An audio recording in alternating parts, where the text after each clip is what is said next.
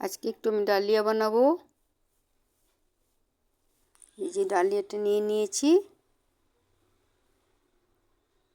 এখানে একটু মুগ ডাল, পেঁপে আর কোয়াশ নিয়ে নিয়েছি।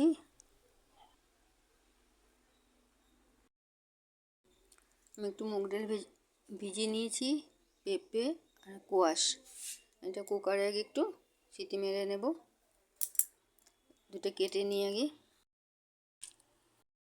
কোয়াশ পেঁপেগুলো দিয়ে দিলাম, জল ঢেলে দিলাম।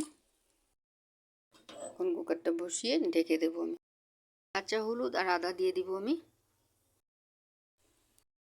দিলাম একটু আদা দিয়ে দিলাম, দিয়ে এখন ঢেকে দেবো। এখন একটু কম দিয়ে রাখবো, দিয়ে তারপরে নামিয়ে ফেলবো আমি। সিটি মারবো না, এটা বেশি গলা যাবে। এখন নামিয়ে ফেলছি আমি, খুলে দেখাচ্ছি আমি। আজকে আমি একটু ডালিয়া বানাবো। ডালিয়াটা নিয়ে নিচ্ছি, 2 চামচ মতন নিয়ে নেব।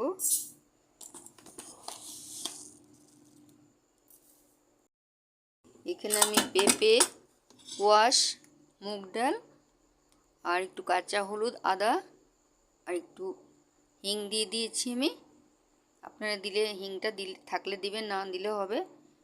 আমি একটু কুকারে সিটি মেরে নিয়েছি, জল দিয়ে ভিজিয়ে নেব হিং। এখন এটা আমি বসিয়ে দিলাম, বসিয়ে দিয়েছি, হিংও নিয়েছি, হিংও দিয়েছি। তারপরে আমি ওই ডালটা দিয়ে দেবো। এতে বেশি সময় লাগে না, একবার বানিয়ে দেখবেন, সময় একদম কম লাগে।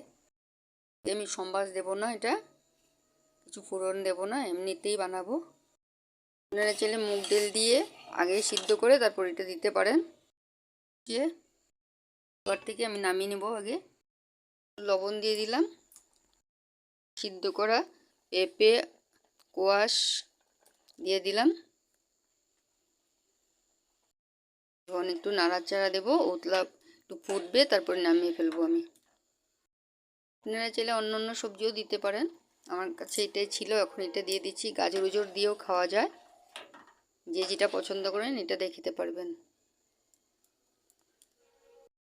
এই দেখেন আমার এটা হয়ে গেছে প্রায়, এখন নামিয়ে ফেলবো আমি। খাওয়া যায়, তবে নামিয়ে ফেলি। যারা ঘি খান, ঘিও একটু দিতে পারেন।